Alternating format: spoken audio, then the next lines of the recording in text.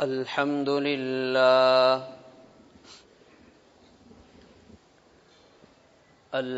لله وكفى والصلاة والسلام على من لا نبي بعده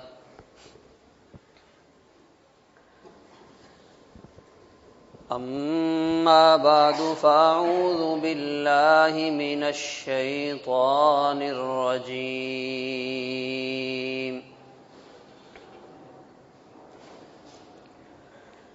بسم الله الرحمن الرحيم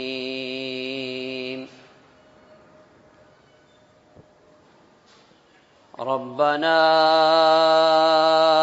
إننا سمعنا مناديا ينادي للإيمان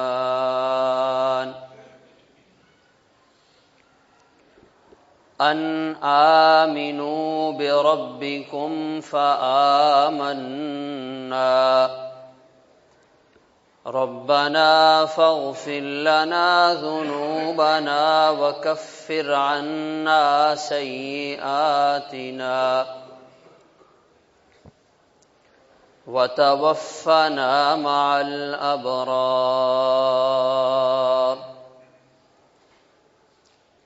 صدق الله العظيم يا رب صل وسلم دائما أبدا على حبيبك خير الخلق كلهم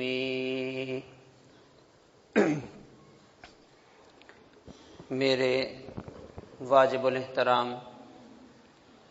قابل صد احترام بزرگوں، بھائیوں، عزیزوں،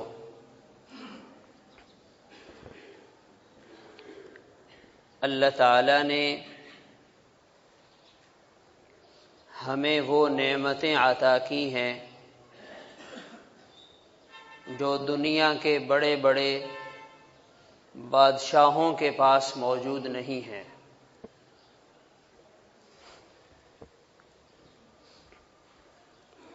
اللہ تعالیٰ نے ہمیں ان پریشانیوں سے محفوظ رکھا ہے جن پریشانیوں سے بادشاہ بھی محفوظ نہیں ہیں۔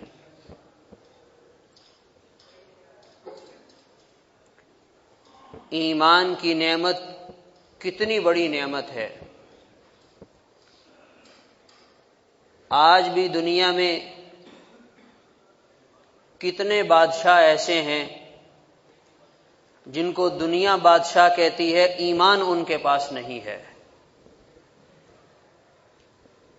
اللہ تعالیٰ نے ہم پر کرم کیا، اتنی بڑی نعمت سے نوازا۔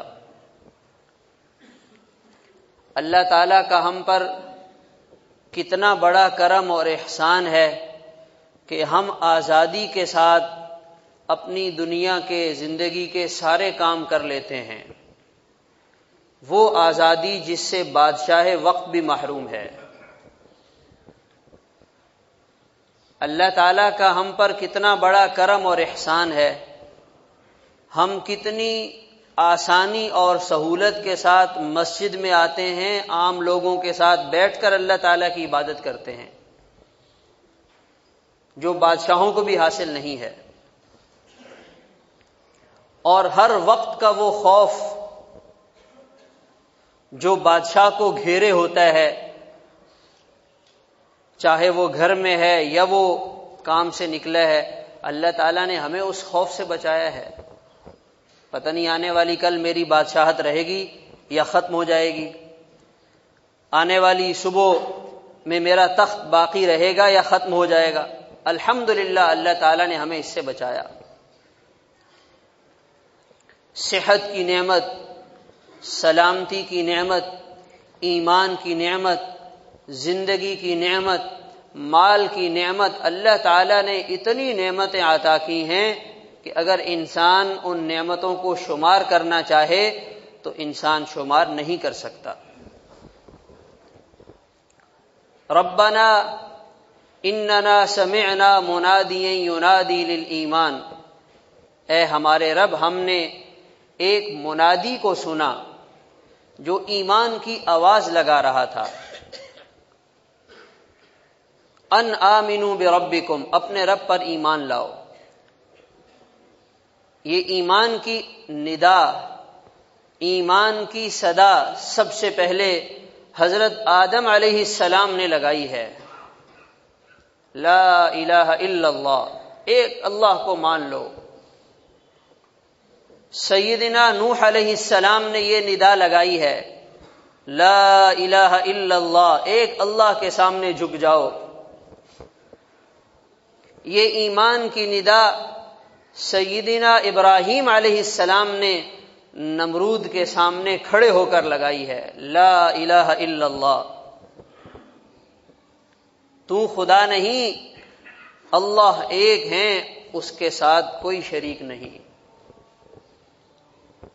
یہ ندا حضرت موسیٰ علیہ السلام نے فرعون کے سامنے کھڑے ہو کر سینکڑوں بار لگائی ہے، جو کہا کرتا تھا انا ربکم الاعلی، خدا تو میں ہوں۔ موسیٰ علیہ السلام نے فرمایا لا الہ الا اللہ، خدا تو نہیں ہے، خدا وہ ہے جو اس ساری کائنات کا مالک ہے۔ لا یضل ولا ینسا، نہ وہ بھولتا ہے نہ وہ گمراہ ہوتا ہے۔ ان اللہ لا ینام ولا ينبغي له ان ينام، اللہ تعالیٰ سونے سے پاک، اللہ تعالیٰ کھانے پینے سے پاک، اللہ تعالیٰ حاجتوں سے پاک، اللہ تعالیٰ کی کوئی ضرورت نہیں ہے۔ اور یرفع الیہ عمل اللیل قبل عمل النہار، اللہ تعالیٰ کے سامنے انسانوں کے رات کے اعمال دن شروع ہونے سے پہلے پیش ہوتے ہیں، اور اللہ تعالیٰ کے سامنے انسانوں کے دن کے اعمال رات کے شروع ہونے سے پہلے پیش ہوتے ہیں۔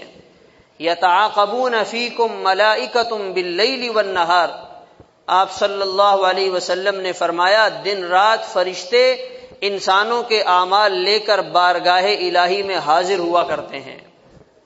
صبح فجر کی نماز میں اور عصر کی نماز میں ان کی ذمہ داری تبدیل ہوتی ہے۔ فجر میں رات والے فرشتے چلے گئے، دن والے فرشتے آ گئے، عصر میں دن والے فرشتے چلے گئے، رات والے فرشتے آ گئے۔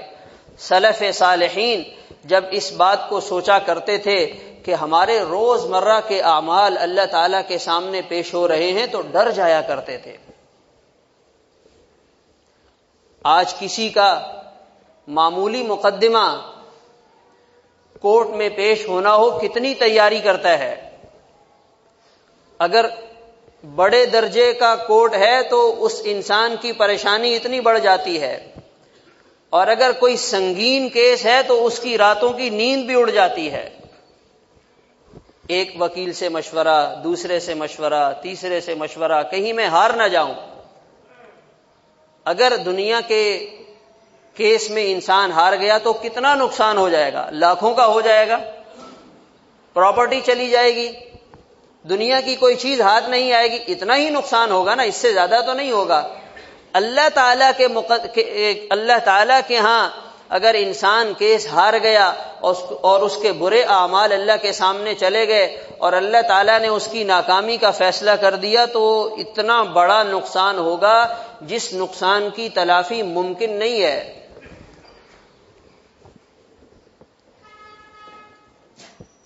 حتی اذا جاء احدهم الموت قال رب ارجعون لعلی اعمل صالحا، جب انسان کے دنیا سے جانے کا وقت آتا ہے پھر اس کی ساری زندگی اور ساری زندگی کے اعمال اور فلم یوں سامنے آ جاتی ہے۔ یہاں سے مال بچا رہا تھا، یہاں سے مال کما رہا تھا، یہ حرام جمع کر رہا تھا، یہ حرام کھا رہا تھا، یہ لوگوں کے ساتھ ظلم زیادتی کر رہا تھا، یہ دوسروں کو پریشان کیا کرتا تھا، اس کو صرف دنیا کی فکر تھی، یہ دن رات دنیا کا غلام بن کر دنیا کی غلامی میں زندگی گزار رہا تھا۔ اس نے نہ بہن بھائیوں کا حق ادا کیا، نہ اس نے رشتہ داروں کے حقوق کا خیال کیا، نہ اس نے چھوٹے بڑوں کے حقوق کا خیال کیا، پوری زندگی سامنے ہے اور انسان کیا کہتا ہے؟ قال رب ارجعون، یا اللہ ایک موقع اور مل جائے، میری ساری زندگی جیسے گزری ہے میرے سامنے ہے، میں چاہتا ہوں اب میں بدل جاؤں، میری زندگی میں تبدیلی آ جائے۔ آج ہمارے سامنے آخرت کو بنانے کے لیے کس قدر بات کی جاتی ہے، ہمیں اپنی زندگی کو بدلنے کے لیے کتنا سمجھایا جاتا ہے۔ اگر ہمیں کوئی دنیا بنانے کے لیے اتنا سمجھائے تو ہم اسے کہیں گے ہمارے سامنے اتنی لمبی چوڑی تقریر کرنے کی ضرورت نہیں ہے، آپ بتائیں کرنا کیا ہے۔ اگر ہماری دنیا بنانے کے لیے کوئی ہمیں اتنا زیادہ سمجھانے کی کوشش کرے، ہم 2 منٹ کے بعد اس سے کہیں گے ہمیں بات سمجھ میں آ گئی، اب بتائیں آگے کیا کرنا ہے۔ مال چاہیے، میرا بیٹا فارغ ہے، اس کو لے جانا چاہتے ہیں، چلو میں اس کو بھیج دیتا ہوں۔ اچھا میں یہ والا اپنا سیٹ اپ ختم کر دوں، آپ کے ساتھ شروع کروں، چلو میں اس کے لیے آج سے کام شروع کر دیتا ہوں۔ بتائیے کرنا کیا ہے؟ اور وہ آخرت کی ہمیشہ ہمیشہ کی زندگی جہاں انسان نے جانے کے بعد واپس نہیں آنا، اس کو بنانے کے لیے سن رہا ہے مگر اپنی جگہ سے ہلنے کے لیے تیار نہیں ہے۔ رب ارجعون لعلی اعمل صالحا، اللہ تعالیٰ نے جو جملہ استعمال کیا ہے انسان کے بارے میں جو 100% سچائی پر مبنی ہے، اللہ تعالیٰ انسانوں کی نفسیات کو جانتے ہیں۔ یہ انسان اس وقت بھی کہے گا شاید نیک بن جاؤں، پھر بھی یقین کے ساتھ نہیں کہے گا کہ یا اللہ میں اب نیک بننے کے لیے تیار ہوں۔ لعلی، شاید میں نیک بن جاؤں، شاید توبہ کر لوں، شاید نمازی بن جاؤں، شاید اللہ تعالیٰ کو یاد کرنے والا بن جاؤں۔ لعلی اعمل صالحا، کیسی عجیب بات ہے۔ دنیا کی محبت جب انسان کے دل میں رچ بس جاتی ہے، پھر جوانی بھی دنیا کے لیے اور بڑھاپا بھی دنیا کے لیے۔ جب دنیا کی محبت دل میں اپنا رنگ جما لیتی ہے، پھر انسان کی رات بھی دنیا کے لیے اور انسان کا دن بھی دنیا کے لیے۔ جب یہ دنیا کی محبت دل میں پنجے گاڑ لیتی ہے، بندہ نماز میں کھڑا ہوتا ہے، دل و دماغ کہیں اور ہوتا ہے۔ اس لیے انسان کہے گا شاید میں نیک بن جاؤں، اللہ تعالیٰ فرمائیں گے کلا، اب وہ موقع تمہارے ہاتھ سے نکل گیا۔ تو میرے محترم دوستو عزیزو، اللہ تعالیٰ کی ذات پر ایمان لانا اللہ تعالیٰ کی بہت بڑی نعمت، اور اس ایمان پر قائم رہنا اللہ تعالیٰ کی بہت بڑی نعمت۔ مال بنانے کی فکر ہے، مال بچانے کی فکر ہے، مال کی حفاظت کی فکر ہے، ایمان کی کتنی فکر ہو رہی ہے؟ اپنے ایمان کو بڑھانے کی کتنی محنت ہو رہی ہے؟ آج لوگ چلے جاتے ہیں کسی ایسی جگہ جہاں دنیا کی خوب ترقی نظر آ رہی ہے مگر وہاں ایمان محفوظ نہیں ہے، بتائیے وہاں جانا کیسے سمجھ میں آ رہا ہے؟ کیا ضمانت ہے اس جانے والے مسلمان کے پاس کہ یہ 20 سال وہاں ڈالر کمائے گا، 20 سال کے بعد یہ مسلمان رہے گا یا نہیں رہے گا؟ پہلے زمانے میں بغداد عالم اسلام کا مرکز ہوا کرتا تھا، بادشاہ وقت کا تخت بغداد میں لگا کرتا تھا۔ جہاں بادشاہ ہوتا ہے تو بادشاہوں کی رنگ رنگینیاں بھی ہوتی ہیں، نافرمانی بھی کھلے عام کی جاتی ہے، اور وہ اپنی طاقت کا اور اس نشے کا غلط فائدہ بھی اٹھاتے ہیں۔ تو اس زمانے کے نیک لوگ بادشاہوں کی اس نافرمانی کی وجہ سے، ان بری حرکتوں کی وجہ سے وہاں جا کر ٹھہرنا، وہاں رہائش اختیار کرنے کو برا سمجھا کرتے تھے کہ یہ وہ جگہ ہے جہاں اللہ کی نافرمانی ہوتی ہے۔ عالم اسلام کا مرکز ہے، کفر کا مرکز نہیں ہے، سب مسلمان ہیں، مگر کیا ہو رہا ہے؟ علی الاعلان اللہ تعالیٰ کی نافرمانی ہو رہی ہے۔ عبداللہ بن مبارک رحمۃ اللہ علیہ کے بارے میں آتا ہے، جب وہ حج کے سفر کے لیے جاتے اور انہیں بغداد سے گزرنا پڑتا جتنے دن بغداد میں قیام کرتے روزانہ اس کے بدلے میں 1 دینار صدقہ کیا کرتے تھے کہ کہیں میں پکڑ میں نہ آ جاؤں۔ تو اب ہم بتائیں، جو ہماری یہ سوچ بنی ہوئی ہے کہ بھائی اپنی زندگی کو بنانے کے لیے، مال کو بڑھانے کے لیے عالم کفر میں جا کے بیٹھ جاؤ، یہ کیسے سمجھ میں آئے گا؟ ایمان کی قدر و قیمت دل سے نکلی، مال کی محبت آئی، یہ فیصلہ کرنا آسان ہو گیا۔ اور جب ایمان کی قدر و قیمت دل میں ہوگی اور یہ دنیا اور یہ مال و متاع یہ فانی ہے، یہ عارضی ہے، اور اس کا فانی ہونا دل میں بیٹھ جائے گا، پھر بندہ کہے گا نہیں، میں اپنے ایمان کو خطرے میں نہیں ڈال سکتا۔ ایک دفعہ مسلمانوں کی اور سکھوں کی آپس میں لڑائی ہوئی۔ جنگ شروع ہونے سے پہلے جب دونوں فوجیں تیار ہوئیں تو دیکھا ایک آدمی سکھوں کے لشکر سے کھڑا ہوا، اپنے ہتھیار پہنے اور جنگ کے لیے تیاری کی، وہاں سے نکل کر مسلمانوں کی صف میں آ گیا، اور مسلمانوں کی صف میں سے ایک بندہ کھڑا ہوا، اس نے ہتھیار پہنے، جنگ کے لیے تیار ہوا اور مسلمانوں کی صف سے نکل کر سکھوں کے لشکر میں آ گیا۔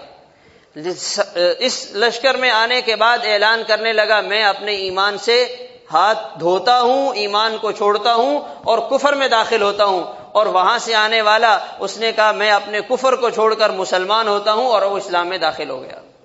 آخری وقت تک ایسے معاملات پیش آ سکتے ہیں۔ انسان کو کیا پتا کہ آنے والا لمحہ اس کے لیے کیسا ہوگا؟ تو میرے محترم دوستو عزیزو، ایمان، ربنا اننا سمعنا منادیا ینادی للایمان، ایک ندا لگانے والا، ایمان کی طرف بلانے والا، حضرت آدم علیہ السلام سے لے کر محمد الرسول اللہ صلی اللہ علیہ وسلم تک 1.25 لاکھ انبیاء نے ایمان کی ندا لگائی ہے۔ 1.25 لاکھ صحابہ کرام نے ایمان کی دعوت دی ہے۔ تمام فقہاء، ائمہ اور محدثین نے ایمان کی بات کی ہے، اور یہ ایمان وہ دولت ہے جو انسان کو دنیا میں بھی کامیاب کرے گا اور انسان کی آخرت کی کامیابی کا ضامن ہے۔ اللہ تعالیٰ نے اس میں کتنی طاقت رکھی ہے۔ یہ جو دنیا کا اتنا بڑا نظام ہمیں نظر آ رہا ہے، یہ صرف ایمان کی وجہ سے ہے۔ جس دن اس کائنات کے نظام سے ایمان نکل جائے گا، اس دن اللہ تعالیٰ اس سارے نظام کو ختم کر دیں گے۔ اتنی بڑی طاقت اللہ تعالیٰ نے اس کے اندر رکھی ہے، اور آخرت میں اس کی طاقت کیسے کھل کر سامنے آئے گی؟ اللہ تعالیٰ ملائکہ سے پوچھیں گے ہاں بھائی بتاؤ جہنم میں پیچھے کوئی ایمان والا باقی ہے؟ وہ کہیں گے یا اللہ ہمیں کوئی معلوم نہیں ہے، جن کا ہمیں پتا تھا انہیں ہم نے نکال لیا ہے۔ اللہ تعالیٰ فرمائیں گے شفاعت الملائکہ، فرشتوں نے بھی سفارش کر لی، شفاع النبیون، انبیاء نے بھی سفارش کر لی، اور فلاں شہداء نے بھی سفارش کر لی، اور سب اپنی اپنی شفاعت سے فارغ ہو گئے۔ اب میری باری ہے۔ اللہ تعالیٰ اپنی شان کے مطابق مٹھی بھریں گے اور جہنم سے ان لوگوں کو نکالیں گے جن کے پاس ایمان کا ایک ذرہ ہوگا اور کوئی نیک عمل انہوں نے نہیں کیا ہوگا، اور فرمائیں گے ہؤلاء عتقاء اللہ من النار الذین ادخلہم اللہ الجنہ بغیر عمل قدموہ، یہ وہ لوگ ہیں جنہیں اللہ تعالیٰ نے بغیر کسی نیک عمل کے صرف ایمان کی وجہ سے جہنم سے نکال دیا ہے۔ یہ آخرت میں ایمان کی طاقت ظاہر ہوگی۔ تو ہمارے پاس ایمان ہے۔ رمضان المبارک کا مہینہ آنے والا، شعبان کا مہینہ آدھے سے زیادہ گزر گیا، یہ اس کی تیاری ہے۔ رمضان میں اپنا ایمان بنانا، شعبان میں رمضان کی تیاری کرنا۔ حضور پاک صلی اللہ علیہ وسلم رمضان المبارک کے مہینے سے پہلے شعبان کے مہینے میں کثرت سے روزے رکھا کرتے تھے۔ حضرت عائشہ رضی اللہ تعالی عنہ فرماتی ہیں ہم نے آپ صلی اللہ علیہ وسلم کو رمضان کے علاوہ شعبان کے مہینے جیسے روزے رکھتے ہوئے اور کسی مہینے میں نہیں دیکھا۔ اور شعبان کے مہینے میں آدمی اپنے آپ کو نیک اعمال کی طرف متوجہ کرے، قیام اللیل کی تیاری کرے، گناہوں کو چھوڑنے کی مشق کرے، اللہ تعالیٰ کا پاک کلام پڑھنے کی عادت بنائے۔ یہ وہ تمام چیزیں ہیں جس سے ایمان مضبوط ہوتا ہے، جس سے ایمان کو تازگی ملتی ہے۔ آج ہم اپنا جسم بنانے کے لیے کتنی محنت کرتے ہیں، اپنے جسم کا کتنا خیال کرتے ہیں. اگر کوئی آدمی 2 دن اپنے جسم کو غذا نہ دے، تیسرے دن اس کا چہرہ اتر جاتا ہے. ایمان کو ہم کتنی غذا دے رہے ہیں. تو اللہ تعالیٰ مختلف بہانوں سے، مختلف عنوانات سے ہمیں یہ تنبیہ کرتے ہیں، ہمیں بیدار کرتے ہیں. لو بھائی رمضان آ گیا، اس سے فائدہ اٹھا لو. لو بھائی شعبان آ گیا، اس سے فائدہ اٹھا لو. تو ہمیں شعبان کے مہینے میں آپ صلی اللہ علیہ وسلم نے روزہ رکھنے کی عملاً ترغیب دی ہے، روزہ رکھ کر دکھایا ہے. اور گناہوں کو اپنی زندگی میں کم کرنے کی مشق کریں. صبح سے لے کر شام تک آدمی اپنا جائزہ لے، تنہائی میں بیٹھے، میں کن کن گناہوں میں مبتلا ہوں، میری زبان کہاں کہاں غلط استعمال ہو رہی ہے، میں آنکھوں کو کہاں کہاں غلط استعمال کر رہا ہوں، میرے ہاتھوں سے کسی مسلمان کو تکلیف تو نہیں پہنچ رہی، میرے کانوں میں کہیں غلط آوازیں تو نہیں جا رہی. یہ ہمارے پاس اللہ تعالیٰ کا دیا ہوا جسم ہے، یہ ہمارے پاس ہاتھ پاؤں امانت ہیں. اللہ تعالیٰ ہم سے پوچھیں گے، ہاں میرے بندے بتا تو نے ان نعمتوں کو، اس امانت کو کیسے استعمال کیا.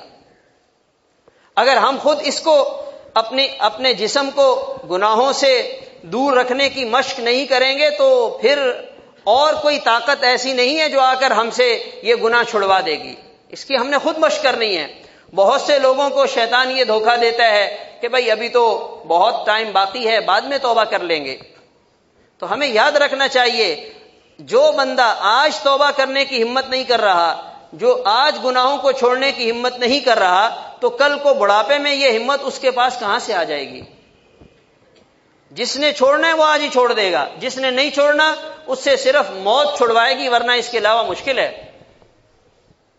اور علماء یہ بھی بتاتے ہیں جب آدمی شروع میں کسی برائی کو قابو میں کر لے اس سے جان چھڑانا آسان ہوتا ہے.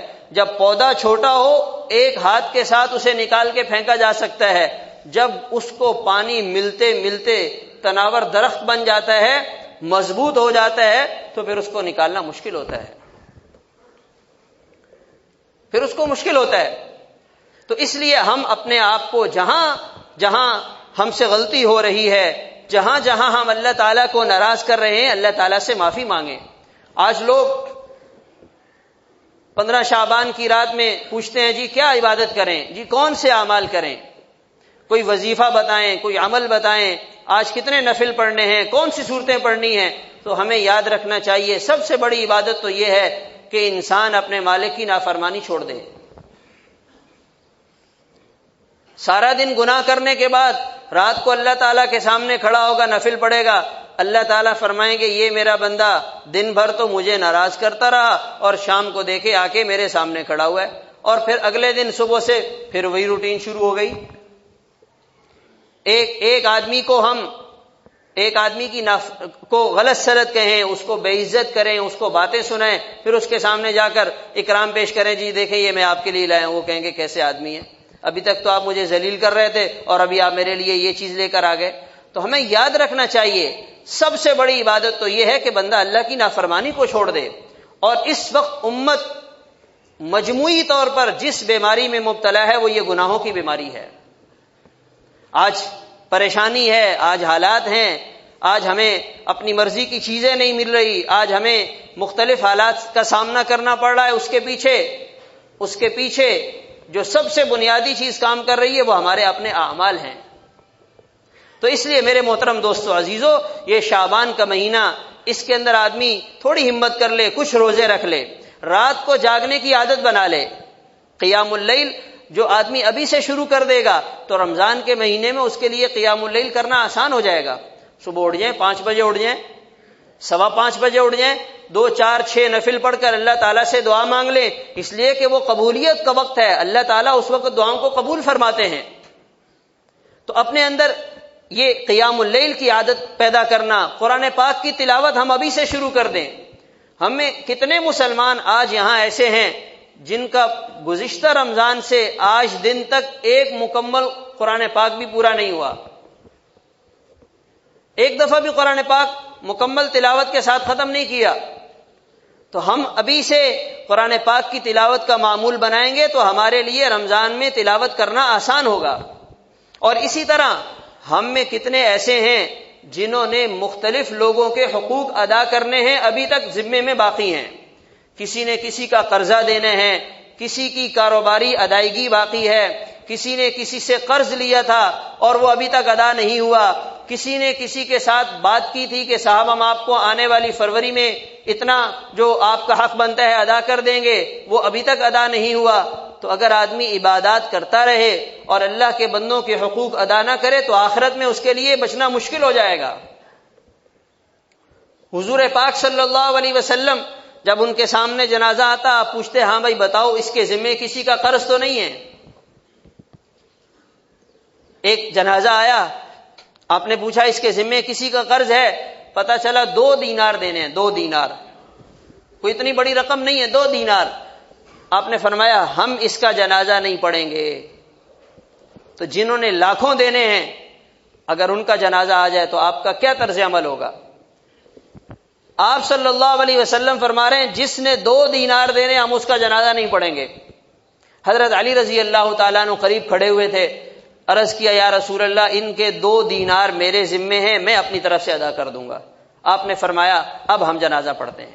پھر آپ نے ان کو دعا دی کہ جیسے تم نے اپنے بھائی کو جہنم سے بچا لیا، اللہ تعالیٰ تمہیں بھی اسی طرح جہنم کے عذاب سے بچا لے۔ تو آج یہ کوئی آسان بات نہیں ہے۔ جس کے ذمے جس کا حق باقی ہے وہ دنیا میں ادا کرے۔ ابھی مشکل لگے گا، لاکھوں روپے دینے ہیں، کروڑوں روپے دینے ہیں، ابھی مشکل لگے گا، مگر جو یہ مشکل برداشت کر لے گا کل بڑی مشکل سے بچ جائے گا۔ ہر بندہ اپنے حالات کو بہتر جانتا ہے۔ ہم کسی کا ہاتھ پکڑ کر کسی سے نہیں کہیں گے کہ آپ اس کو ادا کر دیں، آپ جا کر اس سے لے لیں۔ یہ تو ہر بندے کا اپنے رب کے ساتھ اپنا معاملہ ہے۔ اپنے دفاتر میں، اپنے محلے میں، اپنے خاندان میں، اپنی جان پہچان والوں میں کتنے لوگ ایسے ہیں سالوں گزر گئے ابھی تک حق ادا نہیں کیا۔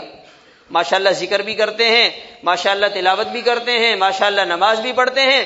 اس کا نقصان یہ ہوتا ہے کہ پورا دیندار طبقہ بدنام ہو جاتا ہے کہ دیکھو جی نمازی یہ کام کرتے ہیں، حالانکہ سب نمازی نہیں کرتے، وہ ایک بندہ کر رہا ہے، سب کا کوئی قصور نہیں ہے، مگر اس کا ایک عمل اتنا خطرناک بنتا ہے کہ وہ اتنے بڑے طبقے کی بدنامی کا ذریعہ بن جاتا ہے۔ لوگ داڑھی رکھ کر یہ کرتے ہیں، تو سارے داڑھی والے تو نہیں کرتے، وہ تو ایک کر رہا ہے، لیکن اس کا یہ عمل ایسا خطرناک ہے کہ وہ پورے اس طبقے کی بدنامی کا ذریعہ بن جاتا ہے۔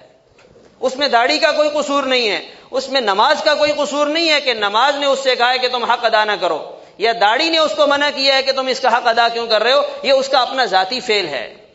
تو اس لیے ہمیں اس کا خیال رکھنا ہے، اگر وہ دین پر چل رہا ہے تو بھی وہ اس کا پابند ہے کہ وہ دوسروں کے حقوق ادا کرتا رہے۔ یہ ہرگز مطلب نہیں بنتا کہ نہ نماز پڑھتے ہیں نہ داڑھی ہے، اس لیے ہماری مرضی ہے جو کھائیں جو جہاں سے لیں ہمیں کوئی پوچھ نہیں سکتا، یہ بات بھی غلط ہے۔ تو اس لیے ہم اپنی جو ہمارے جو فرائض ہیں، اللہ تعالیٰ نے ہمارے ذمے جو احکام لگائے ہیں، چاہے ان کا تعلق حقوق اللہ کے ساتھ ہو یا ان کا تعلق حقوق العباد کے ساتھ ہو، شعبان کے مہینے میں ان کو ادا کریں، یہ سب سے بڑا وظیفہ ہے، یہ سب سے بڑی عبادت ہے۔ اللہ تعالیٰ اس پر فیصلے فرماتے ہیں، اور اگر یہ عبادت ادا نہیں ہوگی تو 2-4 نفل پڑھ لینے سے مسئلہ حل نہیں ہوگا، ایک رات میں جاگنے سے مسئلہ حل نہیں ہوگا، صرف 2-4 منٹ کی دعا سے مسئلہ حل نہیں ہوگا، جب تک آدمی اپنے ان تمام معاملات کو بہتر نہیں بناتا۔ اس لیے ہمیں ہمت کوشش کرتے ہوئے اللہ تعالیٰ کو راضی کرنے کے لیے، اپنی آخرت کو بنانے کے لیے اپنی زندگی کے معاملات کو صاف کر لینا چاہیے۔ اللہ تعالیٰ کہنے سننے کے ساتھ ساتھ عمل کرنے کی توفیق عطا فرمائے۔ وآخر دعوانا الحمدللہ۔